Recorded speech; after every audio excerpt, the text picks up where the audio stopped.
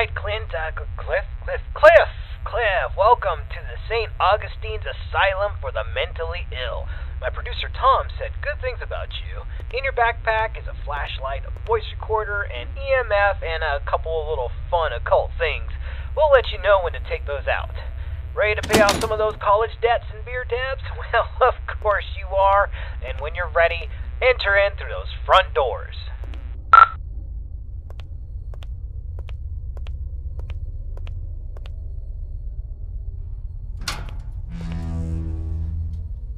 Nice, the door was unlocked. It can get a little sticky sometimes. So here's the story behind the St. Augustine's Asylum for the Mentally Ill.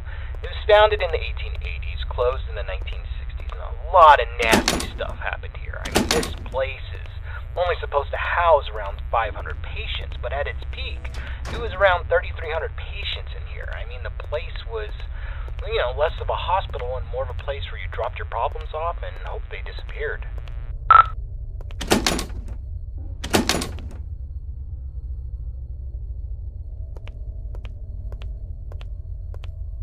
In the end, this place was sort of against what the Bible's supposed to teach. I mean, there was no love here, no grace, no healing. The patients were not here to be rehabilitated. Ordinary people just wanted them gone for public. They shoved those with non-threatening mental conditions or those deemed inappropriate to society together with legitimate psychopaths and murderers and other violent monsters and basically said, let God sort it out. The atrocities in here are just too much to count. The death toll was unreal. The violence, the disease, the abuse, nobody cared. And once you came to this place, you never left.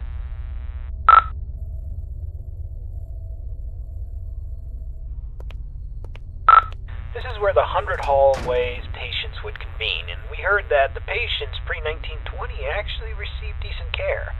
Then the war hit, the depression hit, and then the budgets all fell apart. The room you stand in once healed 20 patients in need of attention, and by the end, 150 patients would pass through this room, naked, starving, attacking each other at random, flaying themselves with metal wires from their beds. Be careful where you step.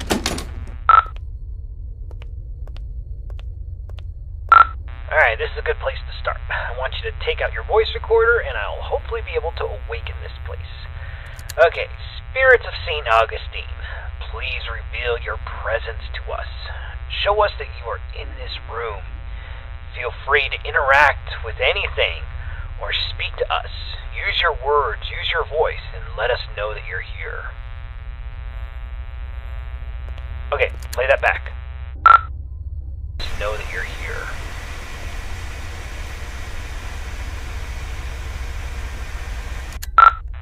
Nothing. Alright, let's try that again. Alright, let's try this. Ghosts of St. Augustine, please let us know that you are still in this hospital. I give you permission to reveal yourself. I give you permission to come to life. Just give us a sign that you're here. Tell us where you are. Speak to us now into this microphone. Alright, check that. Now into this microphone. Alright, let's try one more spot.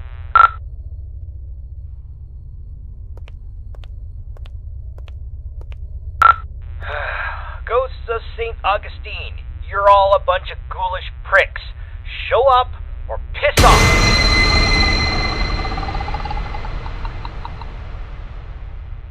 Whoa, did you hear that? Play that back. Pricks, show up or piss off!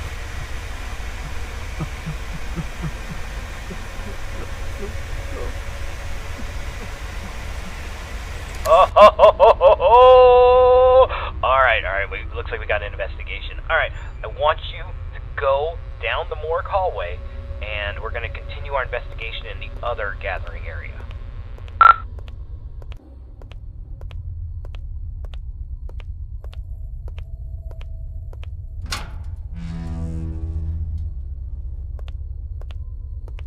Okay, the 4 areas you need to visit to fulfill your contract. The e-social area is the first on the list.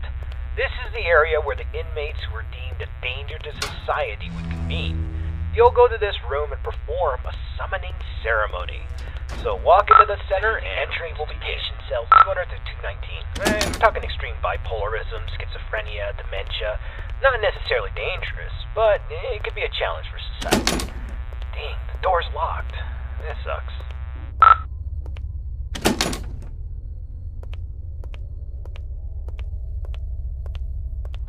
This is the entrance to the patient cells 220 to 240. This is where they kept the lunatics, the murderers, the sociopaths. The worst of the worst, including Clive the Peeper Johnson. You'd think he would be a pervert with a nickname the Peeper, but the truth is far worse. He was extremely manipulative and very intelligent. He was a murderer and a maimer. Most of his victims could never identify him because he managed to convince them to gouge their own eyes out with metal wires and even their own fingernails. He came here due to legal loopholes, and when the facility went off the rails and the doctors stopped caring, he jumped into action. The patients who didn't listen were tortured, and the ones who did wandered around the facility, blind, screaming, and in constant fear. This door's locked too. Let's just start the ceremony.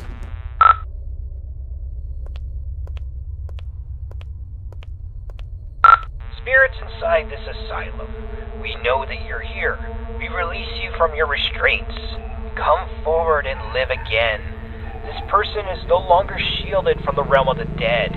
You may be seen, interact, and manipulate him in any way as you see fit.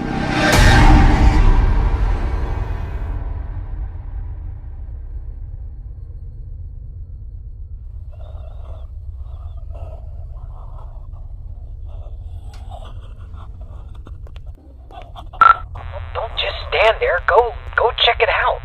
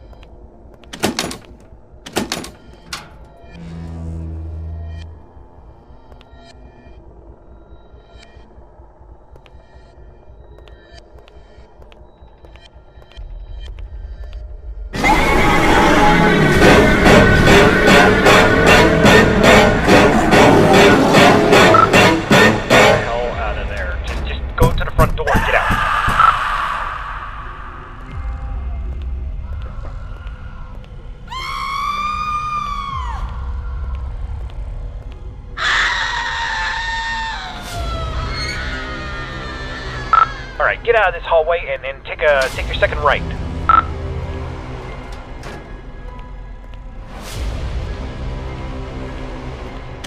Door's locked, damn it. Oh, okay, there's a staircase. Take the staircase up to the second floor, and you should be next to a fire escape. You should be able to get out that way, so go up the staircase.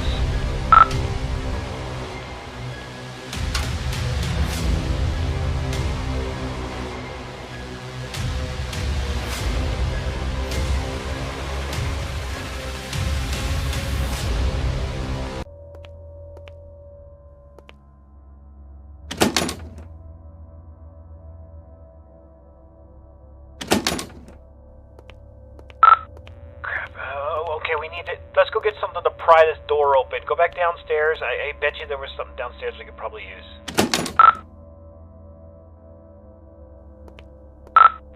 Hold on. That staircase wasn't there before. This place doesn't even have a basement. What is going on? Alright, just... I don't think you got any other choice. I think you gotta make your way downstairs.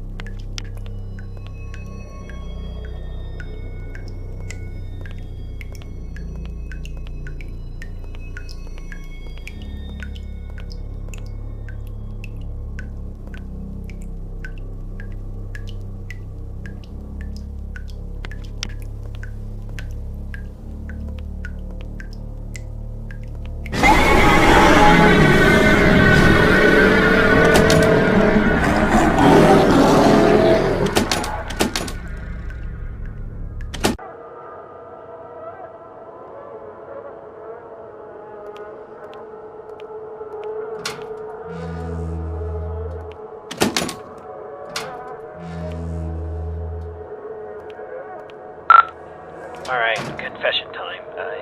about the eyes. I kind of had this from you. There's an urban legend, and I repeat, it's an urban legend about the peeper Clive Johnson. You see, there was a patient who suffered from dementia and swore that Clive was more than just a mere man, and he would kind of haunt this patient all throughout the day. Rampant hallucinations that progressively got worse, but at night he never saw the peeper. Then he discovered that if he closed his eyes, he could escape Clive, but whenever he opened them, Clive would be there, waiting for him and getting closer and closer. Eventually, the patient used a fork, and he blinded himself. And while he was soaked in his blood from his sockets, he screamed to the entire hospital that he was free, he was safe. And a week later, 2 more patients charged Clive with stalking them, even though he was confined to solitary. I mean, it's crazy. They took their eyesights, too. This pattern didn't stop. I thought it was BS, but based on what we've seen tonight, I'll pretty much believe anything. So, try to get the hell out of there, and if it gets too intense, try to shut your eyes.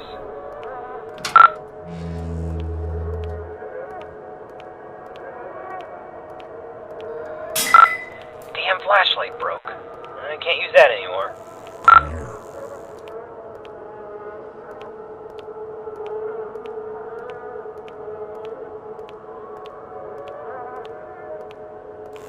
Come on closer.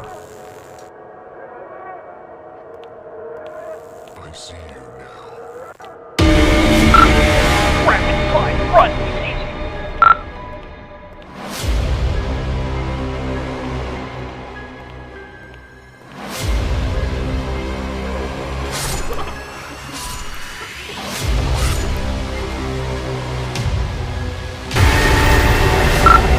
Ignore them!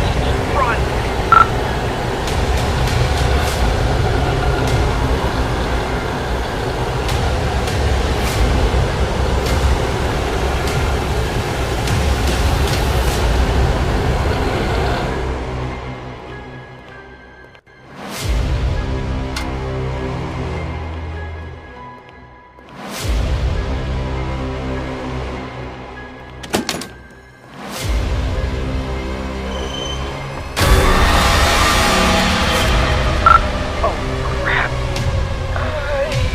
Got a choice. Either he gets you, or you're gonna have to cut him out.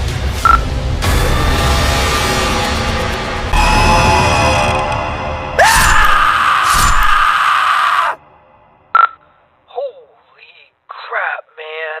I can't believe you just did that. You freaking gouged your eyes out with a scalpel. Are you alright? I know you're not. Holy crap. Alright. We're getting a picture from your camera.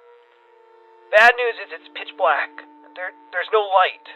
Your room, there's nothing I could see. The flashlight went out, and we don't even know where you are. I'm not going in there. Are you going in there? I'm not going in there. Hell no. Look. If you can't feel anything, I'm sorry, but we're not coming. I'm sorry, man. I have to go. I'm sorry.